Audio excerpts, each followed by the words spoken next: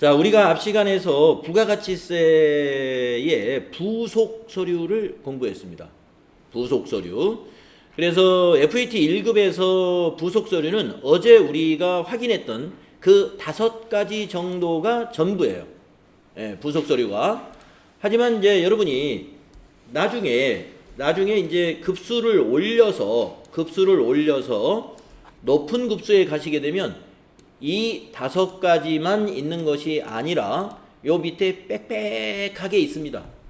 네, 그러니까 그 업종의 특성에 따라서 더 많은 부속 서류들이 필요한 경우가 있어요. 네, 그러면 모든 회사가 여기 있는 부속 서류가 가령 10가지가 있다. 10가지 부속 서류를 전부 다 제출하는 것이냐? 그렇지는 않습니다. 해당되는 것만. 만약에 계산서 건이 하나도 없다 그러면 계산서 합계 필요 없는 거죠. 예, 해당되는 것만 부속 서류를 제출하게 돼 있어요. 자, 이 시간에는 이제 부가가치세 신고의 마지막 순서입니다. 오늘이. 그래서 오늘은 이거를 중심으로 부가가치세 신고서를 중심으로 그리고 부가가치세 신고할 때 회계처리 그리고 세금을 납부할 때의 회계처리 이렇게 해서 부가가치세 신고를 마무리하겠습니다. 자, 그러면 이제 아까 여러분이 펴신 부가가치세 신고하기에 필요지식 부가가치세 신고서 작성이라고 하는 게 있는데 요게 지금 그 부가가치세 신고서의 그 화면을 지금 이렇게 편집을 해서 설명을 하고 있는데 자, 우선 이 부분만 먼저 한번 보겠습니다.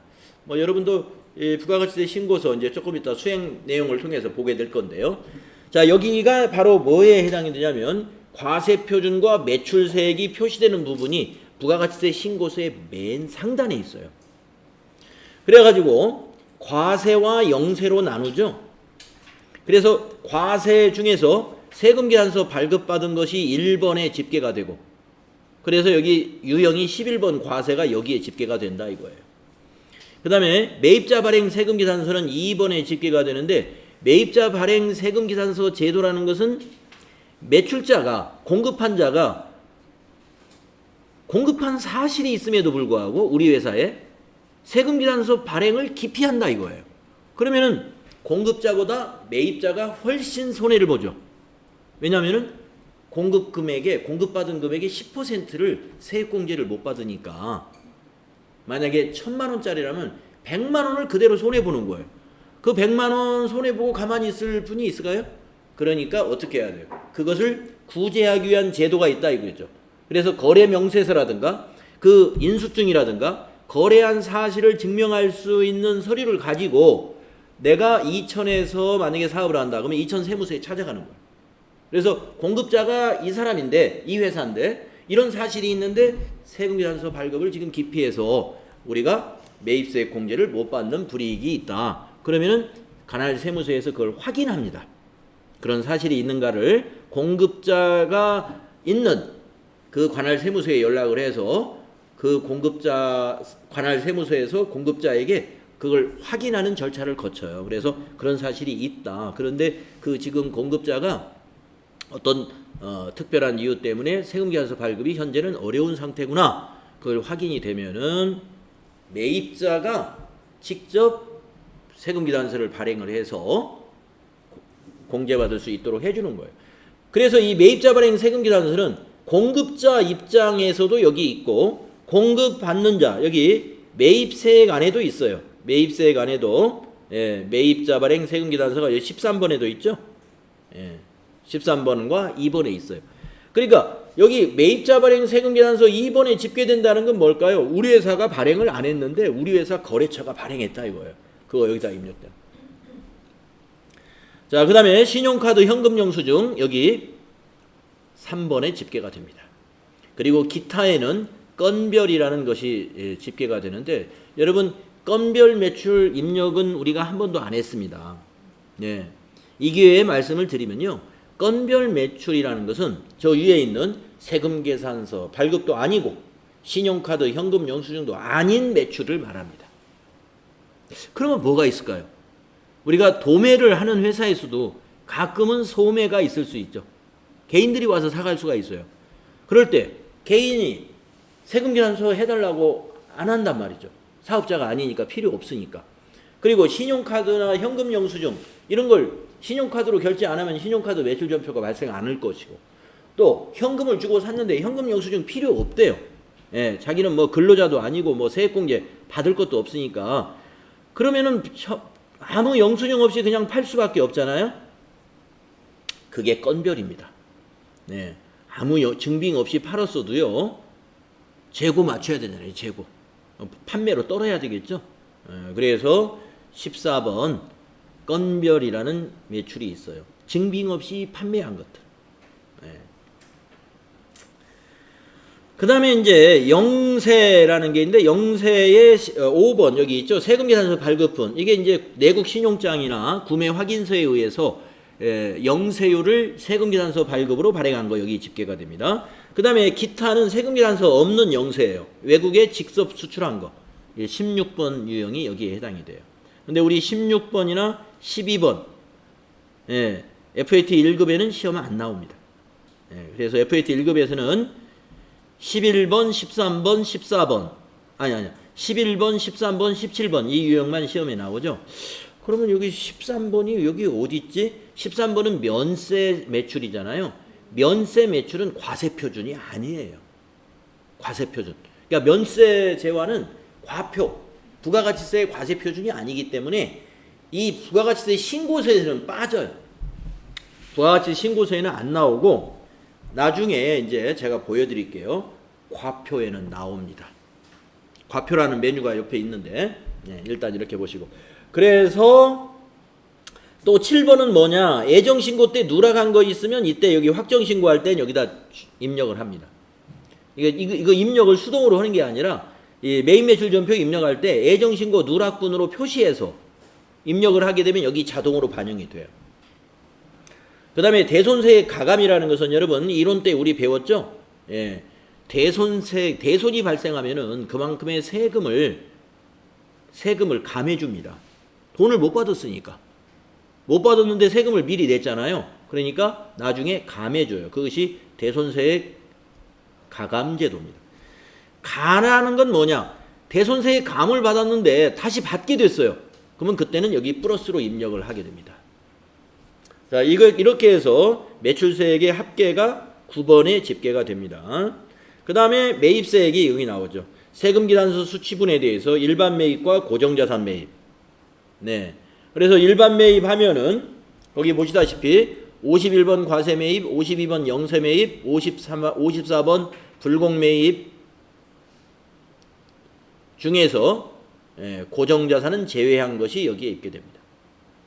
그 다음에 고정자산 매입은 11번에 따로 집계가 돼요. 고정자산 매입은. 그 다음에 애정신고 누락분 매입세액도 여기 12번에 들어가고요. 매입자 발행 세금계산서 여기 역시 매입자 발행 세금계산서라면은 이거는 우리가 발행한 거죠. 우리가. 그 다음에 그 밖의 공제 매입세액, 그 밖의 공제 매입세액은 57번 카드과세, 61번 현금 영수증 과세입니다. 그래서 우리 57번 카드과세 매입, 카드과세 매입 이건 우리가 입력했죠. 그래서 조금 이따 조회해 보면 여기 14번에 들어가 있고, 고정자산 매입도 있었죠. 11번에도 이제 숫자가 나올 것이고, 물론 일반 매입도 있었습니다. 그래서 잠시 후에 보면 10번, 11번, 그리고 14번. 그 다음에 공제받지 못할 매입세액도 우리가 54번 유형도 입력했었어요. 그래서 16번에도 집계가 될 거예요. 그래서 어떻게 이제 매입세액 합계가 나오냐면은, 매입세액 합계가 여기까지 합계를 다 구한 다음에 공제받지 못할 매입세액을 따로 빼줍니다. 그것이 17번에 있는 차감계예요. 이것이 이제 매입세액에 해당이 됩니다. 공제받을 수 있는 매입세액. 그 다음에 이제 그 아래를 보시게 되면은 그 아래 부분에 이제 납부, 경감 공제세액 이런 것 등을 이제 여기다 해주는데, 가령 이제 전자신고를 한다 그러면 전자신고 세액공제를 10,000원을 해줘요. 그런 것이 여기 18번에 나타나게 되고요. 그다음에 신용카드 매출점표 등 발행 공제 제도가 있는데 우리가 이제 그 매출 누락을 막기 위해서 신용카드 매출이나 현금 영수증 매출에 대해서 일정 한도에 대해서는 이 공제를 해주는 제도가 있어요. 세액 공제를. 그래서 그런 부분이 여기에 공제로 들어가고. 그 다음에 이제 예정신고 때 우리가 우리 회사 환급세액이 있었는데 우리 회사가 환급세액을 예정신고 때는 환급을 안 해주거든요. 신고서만 제출하지. 확정신고 때 환급을 해줘요. 그러면 이제 예정신고 때 환급세액 나온 것을 잘 기록을 해두었다가 확정신고 하는 때에 여기다가 예정신고 미환급세액을 여기다 입력해야 됩니다. 이거 빠뜨리게 되면 세금을 안 내도 될 세금을 많이 내게 되죠. 그 다음에 예정고지세액이라는 건 법인이 아니라 개인사업자의 경우에 22번에다가 입력을 해야 돼요. 예정고지세액이라는 건 개인사업자의 경우는 지금 우리가 현재 1기잖아요. 1기인데 신고는 안 했지만 개인사업자도 4월 25일 날 세금을 낸 게 있습니다. 부가가치세를. 어떻게 냈느냐? 전기 과세기간에 2분의 1에 대해서 관할세무서가 고지서를 보냅니다. 그래서 전기 과세기간이면 2018년도에 2기에 해당이 되죠. 2018년도 7월 1일부터 12월 31일까지 우리 회사가 부가세를 얼마나 납부했느냐. 만약에 100만 원을 납부했다고 봅시다. 그러면은 지난 3월 31일까지 관할세무서에서 50만 원짜리 고지서가 날라와요. 반절 딱. 그게 고지 납부입니다.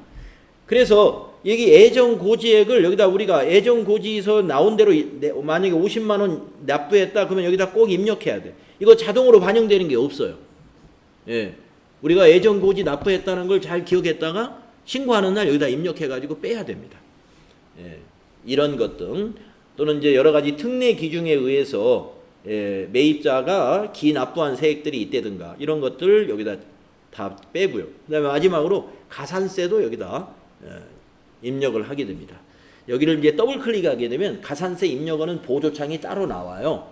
그래서 가산세 대상은 주로 이제 세금계산서 발급에 대해서 제대로 이행하지 못했다든가 아니면 예정신고 때 뭐 누락시켰다든가 누락시킨 것만큼 세금이 어떻게 됐어요? 늦게 거쳤잖아요. 그러면 거기에 대한 이자에 대해서 가산세가 붙는 거예요. 예.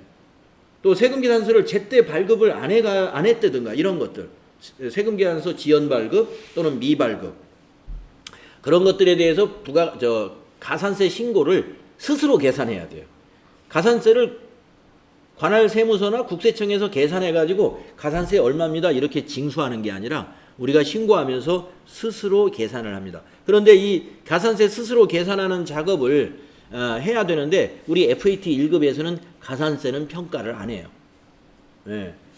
TAT 2급, TAT 1급 이보다 높은 급수에서 부가가치세 가산세까지 마무리할 수 있도록 문제를 내고 있죠.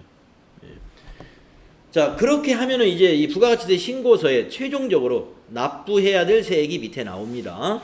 이것을 우리가 부가가치세 신고서의 앞면, 갑지라 그래요. 갑지. 그래서 이제 인쇄를 하면요. 뒷면도 있어요. 그래서 이제 조금 이따 프로그램에서 뒷면도 한번 확인해 보겠습니다. 여기서는 지금 앞면만 설명을 해 놓았고요. 그 옆에 또 화면이 하나 있네요.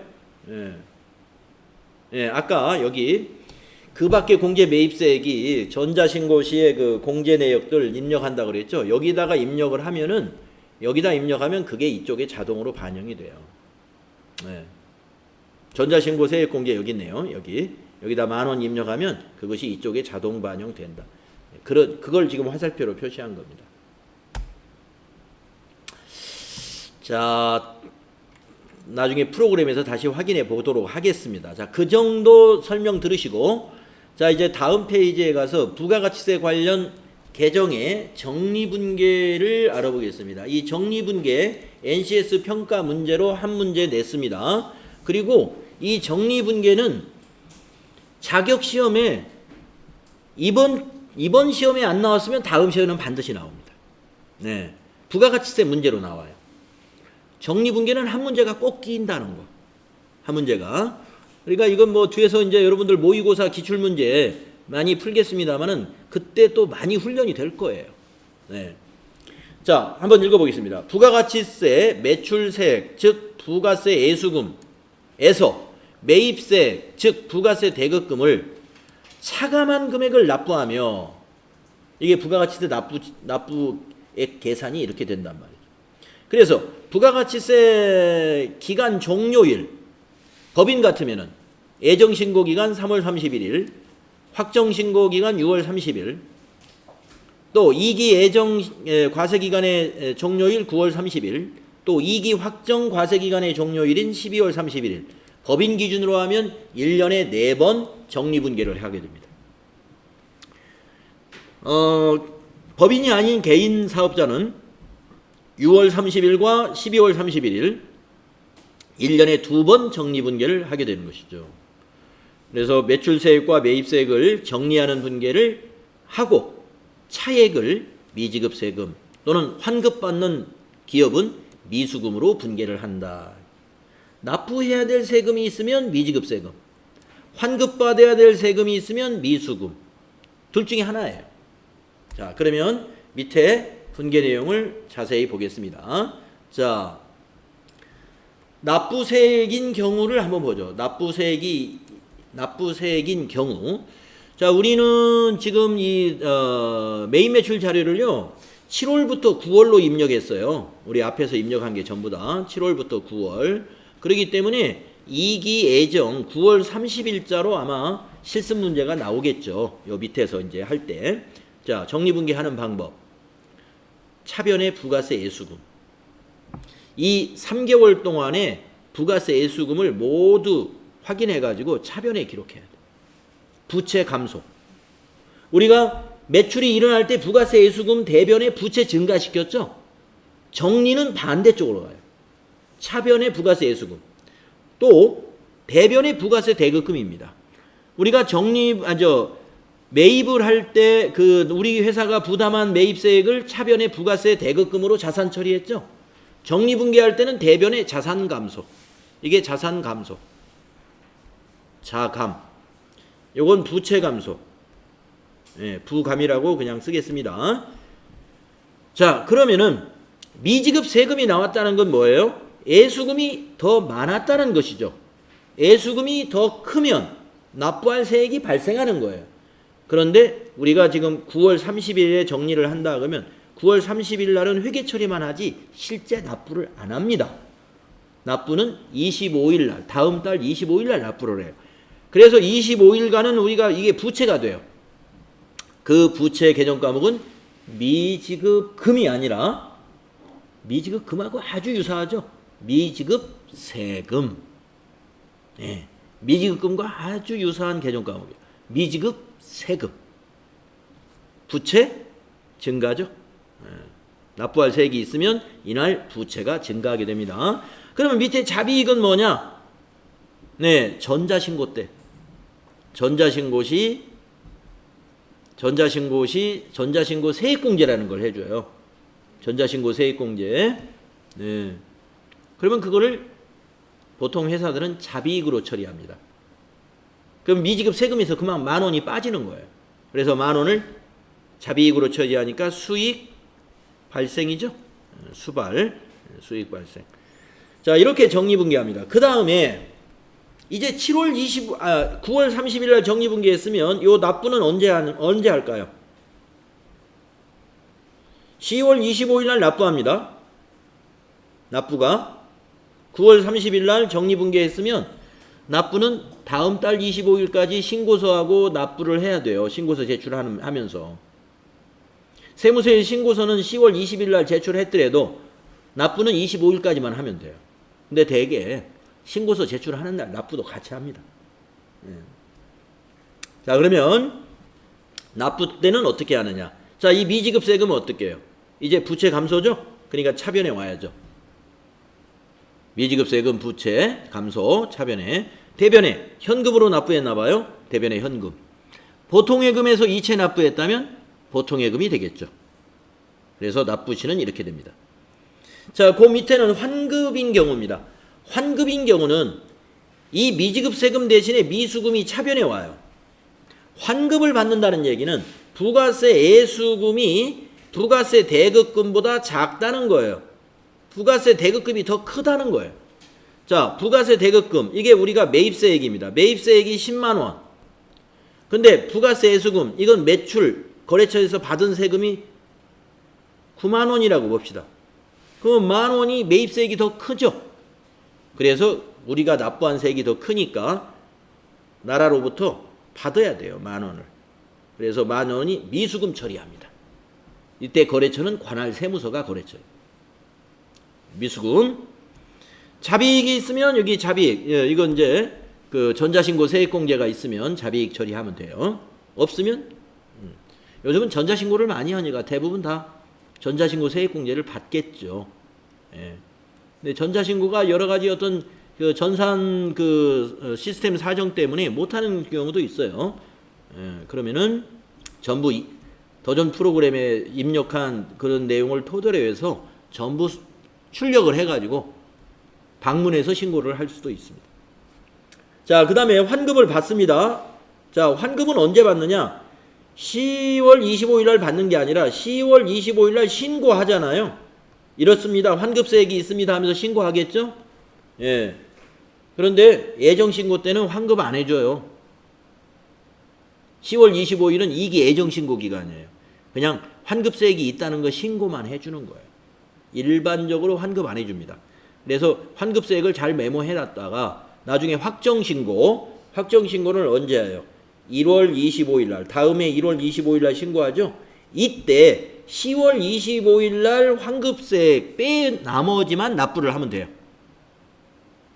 그래서 환급세액을 잘, 예정신고 때 환급세액은 신고만 하지 실제로 환급을 못 받기 때문에 잘 메모해 두었다가 다음 확정신고 때 신고서에서 아까 예정신고 미환급세액을 기록해가지고 빼고 나머지만 납부하면 된다는 것이죠. 야, 그러면은 이 환급받을 세액이 있는 회사인 경우에 이게 1월 25일이면 그 후로 또 30일 내에 환급을 해주는데 그러면은 내년 2월 25일에나 환급을 받는다. 그러면 자금 압박을 받는 기업의 입장에서는 가령 요 기간 7월부터 9월 사이에 발생한 환급세액을 언제 받냐면은 다음에 2월 25일 날 받기 때문에 가령 한 7월쯤에 그런 건이 있었다 하면 거의 한 9개월 가까이 7개월 내지 9개월 후에 세금을 돌려받는다. 너무 지루한 일이죠. 그래서 예외 제도를 또 두고 있습니다. 네, 조기 환급 제도라는 걸 또 둬요. 조기 환급 제도는 근데 조건이 돼야 돼요. 조기 환급을 신청할 수가 있는데 그거는 이제 조건이 몇 가지 조건이 있습니다. 첫째, 환급 이유가 영세율이거나, 영세율이라는 게 뭐예요? 수출품. 그러면 외화 획득에 기여했기 때문에 조기 환급을 해주는 조건이 됩니다. 또 두 번째 조건은 뭐가 있느냐? 시설 투자를 많이 한 원인이 된다는 거. 자, 시설 투자. 이번에 공장을 완전히 새 기계로 바꾸기로 했어요. 그러면 공장 전부 뜯어 고쳤으니까 자금이 많이 들어갔죠. 그러면 그 회사 자금 사정이 지금 어려울 거 아니에요. 그러니까 세금 공제 빨리 해줘요. 그래서 그런 것이 조기 환급 제도입니다.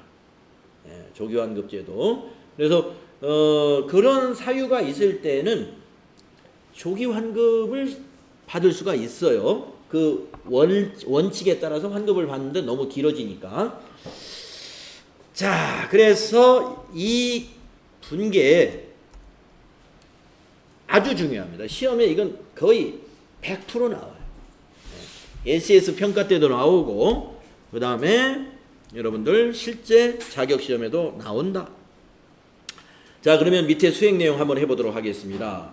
자, 수행 1번 제2기 예정 7월부터 9월에 부가가치세 신고서 작성을 수행하여 질문에 답하시오. 한번 그 6가지 질문에 답을 거기다 한번 적어보도록 하겠습니다. 자, 그러면은 부가가치세 신고서를 다 같이 작성을 해볼까요?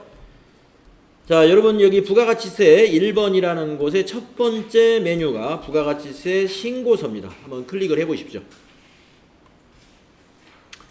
자, 7월부터 9월 2기 예정 과세 기간을 입력을 하면 돼요. 7 엔터 날짜에서는 그냥 엔터 칩니다. 그 다음에 9 엔터. 역시 날짜에서는 그냥 엔터 칩니다. 그러면 자동으로 1일부터 30일이 이렇게 말일 날짜가 자동 세팅이 되고요. 신고 구분은 두 가지 신고가 있는데 정기 신고가 있고요. 수정 신고가 있어요. 근데 애정 신고 기간에는 수정이라는 게 없어요. 그냥 정기 신고뿐이에요.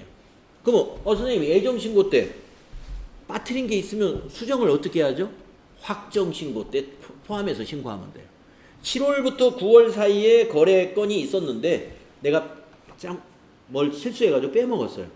그러면은 확정 신고 기간이 있죠? 10월부터 12월. 그때 신고할 때 여기에 넣어서 신고한다 이거예요. 애정 신고 누락군이라고 여기 있었죠? 네, 애정 신고 누락군. 또 매입에서도 여기 있죠? 애정 신고 누락군. 여기다 넣어서 신고를 하게 된다는 것이죠. 이게 뭐죠? 이거만 정기 신고 엔터. 네, 이렇게 작성이 되죠. 예, 작성이 자동으로 됩니다. 자, 그러면 한번 확인해 보겠습니다. 자, 여러분, 조금 전에 제가 자, 1번에 여기 세금계산서 발급분 여기에 지금 우리가 무슨 요령으로 입력된 게 일로 다 들어갔어요?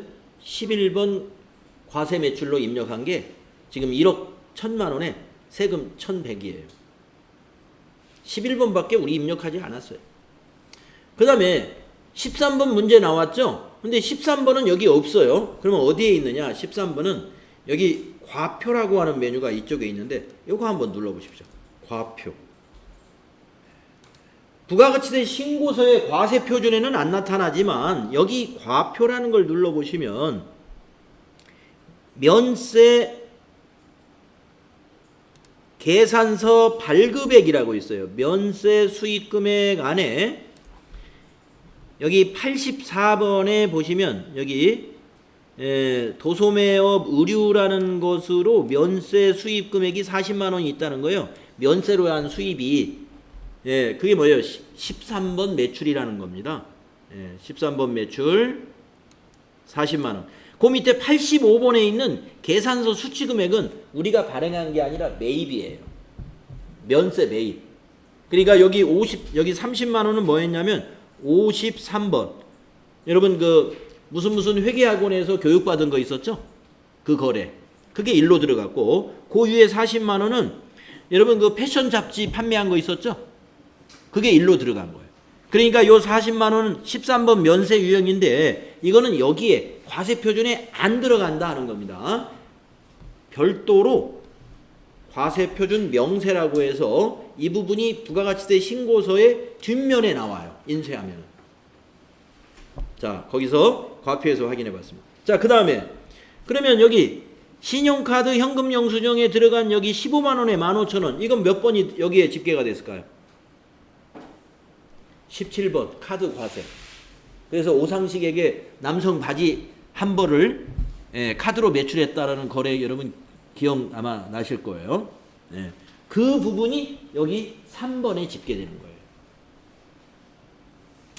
우리는 지금 FAT 1급에서는 11번 과세 매출과 13번 면세 매출, 그 다음에 17번 카드 과세 매출만 우리가 시험에 나오기 때문에 이 교재에서는 이 세 가지만 계속 연습 문제가 나와요. 그러니까 여기에 나오는 것은 세 가지 유형만 나올 것이다 이겁니다. 뭐 조금 전에 책에 나왔던 건별이라든가 이런 것들 아예 안 나와요. 그러나 이 각각의 항목이 무엇인지는 여러분이 대략적으로 알고 있어야 됩니다. 네, 자 그러면 문제를 한번 1번 볼까요? 과세 표준은 얼마인가라는 질문에서 여기서 과세 표준은 얼마라고 답변해야 될까요? 과세 표준은 얼마인가? 지금 이 안에 지금 과세 표준이 보입니다. 얼마라고 해야 될까요? 번호로 말해보세요. 여기 몇 번에 있는 숫자를 과세 표준이라고 해야 돼요? 그렇습니다. 여기 9번. 과세 표준 및 매출세액의 9번 이 합계가 과세 표준. 여기가 매출세액이에요. 9번에 가는 매출세액. 9번의 이 금액이 과세 표준입니다. 그래서 11번에 과세 표준이 얼마냐 하면은 1억 1,015만 원이다. 이렇게 답을 찾으면 되고요. 실제 시험에서는 답을 1, 2, 3, 4 보기에서 찾는 거예요. 이게 주관식으로 쓰는 게 아니라 1번 뭐 얼마, 2번 얼마, 3번 얼마, 4번 얼마 이렇게 보기를 넣는 거예요. 그럼 여러분이 이거 딱 보고 답을 딱 찍는 거예요. 근데 여러분 헷갈리라고 비슷비슷한 걸 막 써놔요. 어떤 요거 써놓고 그 옆에 세금도 써놓고 예. 또 밑에 또 여기 뭐 이런 금액도 써놓고 예. 엉뚱한 숫자를 써놓으면 누가 봐도 딱 답이 보이는데 뭐 옆에 예. 옆에 있는 숫자를 보기로 넣어놓기 때문에 여러분이 분명히 모르면 못 찾는 수도 있죠. 여러분 아셨죠? 자, 과세표준에서 빠진 거 우리가 전표 임명한 중에서 빠진 게 뭐가 있었습니까? 지금 과세표준 1억 1,015만 원 중에 지금 우리가 전표 매출 입력한 것 중에서 빠진 게 하나 있죠? 13번 면세가 빠졌어요. 그러니까 여러분 면세 매출의 공급가액은 과세표준 합계에 넣어서는 안 돼요. 이론 문제 그런 문제 나갑니다. 예. 이론 문제가 뭐가 나와요? 박스에다가 뭐 매출 얼마, 뭐 매출 얼마, 뭐 매출 얼마 한 3-4건을 써놔요. 그래 놓고 아래 보기에서 과세표준의 합계는 얼마입니까? 과세표준의 합계 구하시오. 그러면 그 중에서 면세만 빼면 돼요. 면세만. 영세율은 넣어야 돼요. 영세율. 수출하는 거.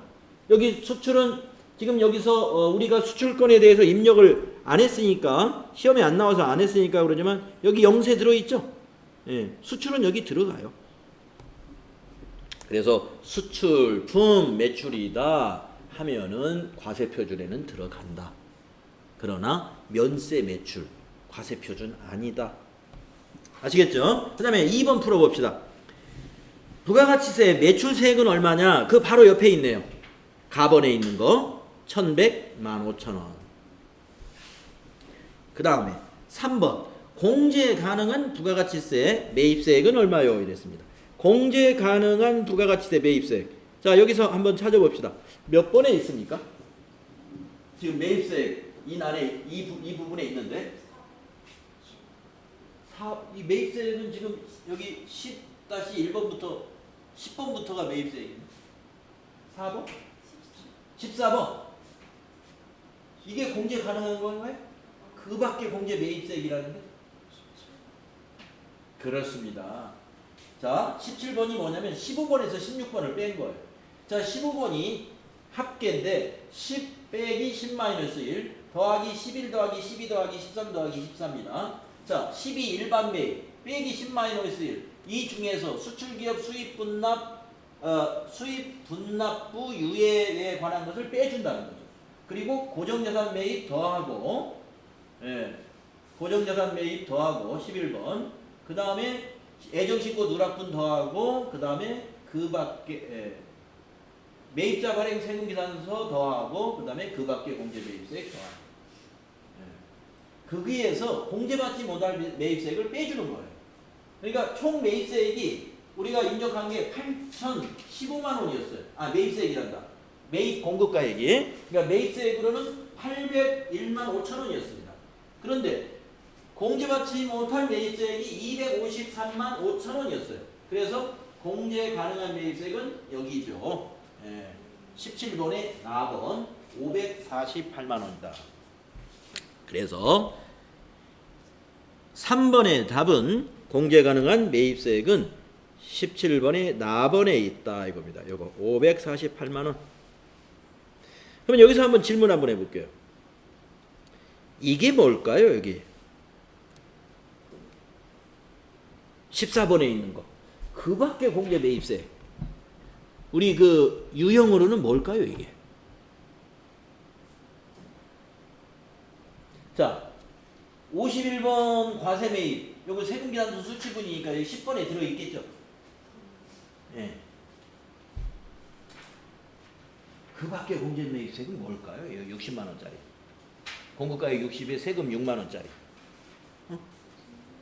불공? 불공은 여기입니다. 공제받지 못할 매입세액. 여기 16번에 집계된 게 이게 불공이에요. 이건 불공 아니에요. 카드. 네. 카드와 현금 영수증이에요. 근데 우리 현금 영수증 문제는 FAT 1급에 잘 안 나오니까 이거 카드로 매입한 거예요. 60만 원짜리가 뭐냐면은 홍보용 마우스 카드로 현금 컴퓨터에서 샀다 이런 문제 있었거든요. 그것이 그 밖의 공제 매입세입니다. 그러니까 원래 매입세 공제를 받으려면은 세금 계산서를 반드시 받는 게 원칙이에요.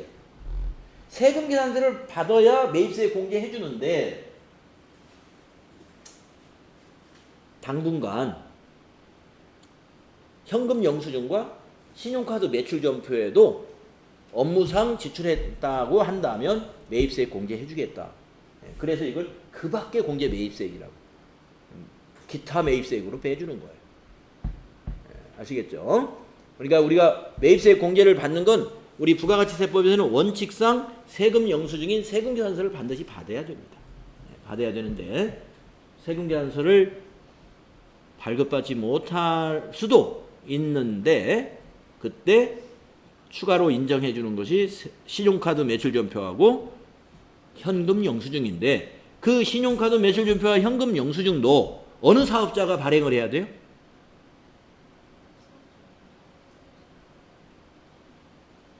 일반 과세자가 발급한 신용카드 매출전표와 현금 영수증만 매입세 공제 대상이 됩니다. 일반 과세자하고 여러분 간이과세자 아시죠? 예. 간이과세자는 직전 연도에 공급 대가가 4,800만 원 이하가 되면은 4,800만 원이 안 되면은 간이과세자로서 세금 계산서 발급 할 수 없는 사업자가 될 수 있잖아요. 그러면서 과세 기간이 일반 과세자는 1기와 2기로 두 번 나누어지는데 간이과세자는 행정상 편의를 주기 위해서 부가가치세 신고를 그냥 1년에 한 번만 하는 거예요. 그래서 부가가치세 신고도 간단해요. 예.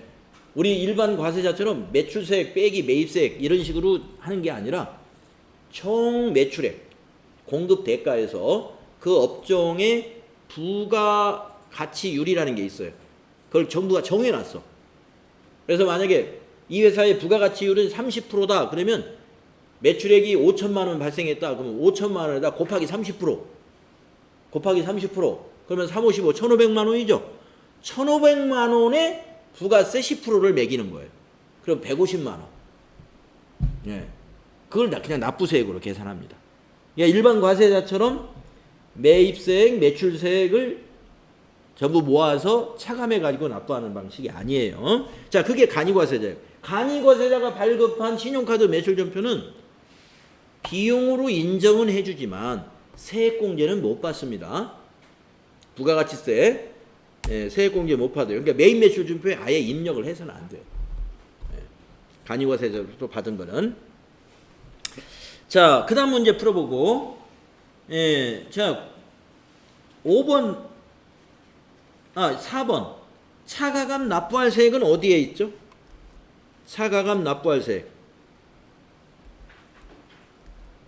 맨 끝에 있지 않을까요? 예. 그렇죠? 예. 그래서 차가감 납부할 세액 27번에 있죠? 553만 5천 원. 물론 이 부분은 지금 텅 비어 있는데 텅 비어 있는 경우는 있을 수도 있겠지만 대부분 다 없어요. 예. 뭐가 이 사이에 뭐가 있더라도 전자신고했다 그러면 전자신고 세액공제라도 있고 그런데 만약에 전자신고를 우리가 할 거다 그러면 여러분 어떻게 해야 되냐면은 여기 그 밖에 경감공제세 18번에 있는 여기 두 번째 셀을 더블 클릭해 보세요.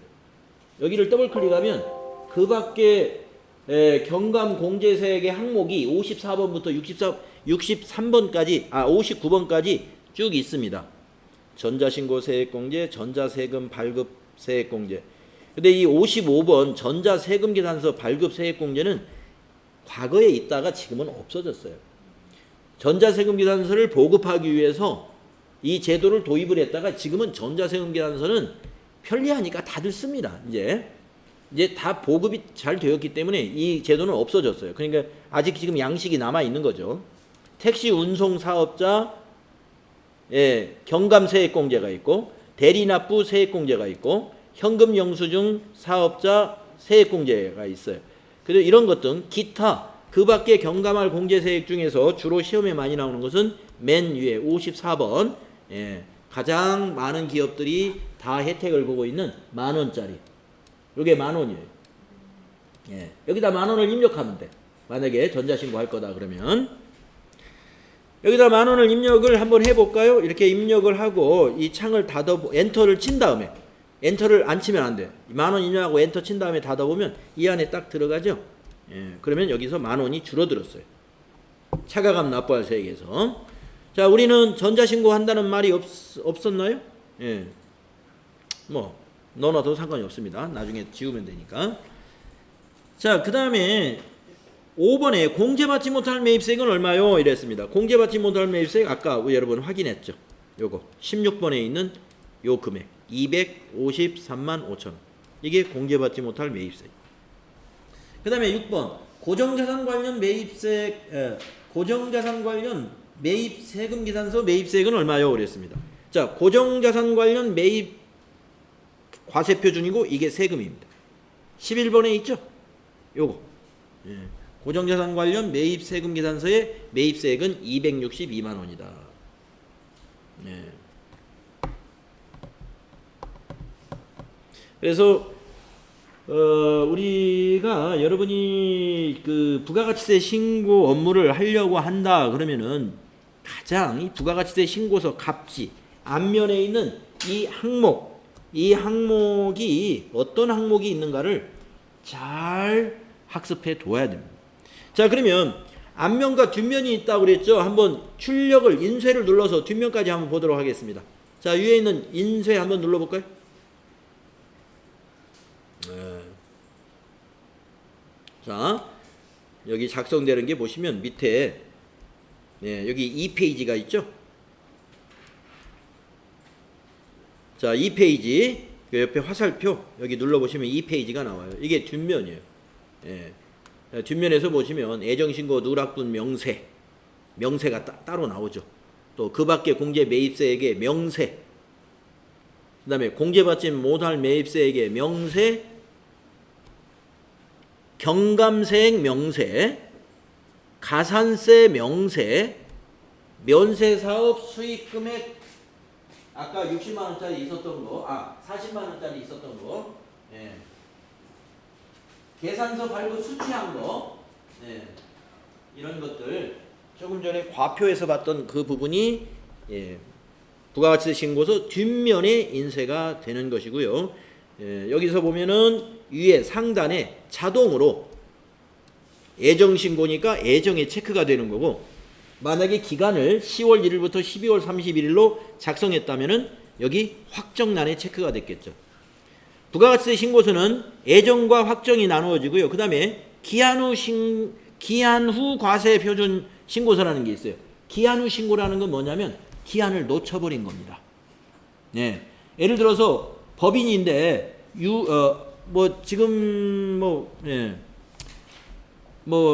법인이 그 뭡니까? 애정신고 기간을 놓쳤다든가, 또는 확정신고도 마찬가지. 신고 기간을 아예 놓쳤어요. 예. 7월 25일까지 신고해야 되는데 깜빡하고 7월 25일이 지나버렸습니다. 그러면 7월 30일 날 신고를 한다. 그러면 기한 후 신고가 돼요. 그게. 그러면 또 영세율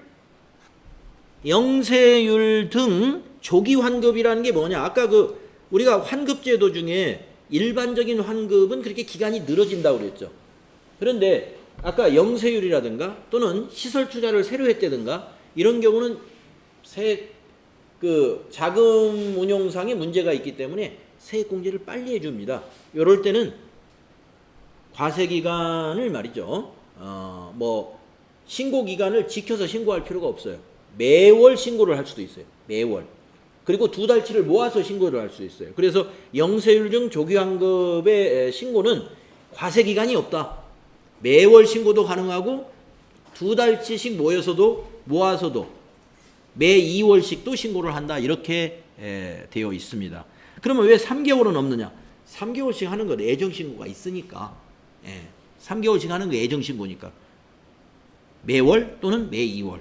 이것이 영세율 등 조기환급 할 때 여기다가 신고를 하는 거예요.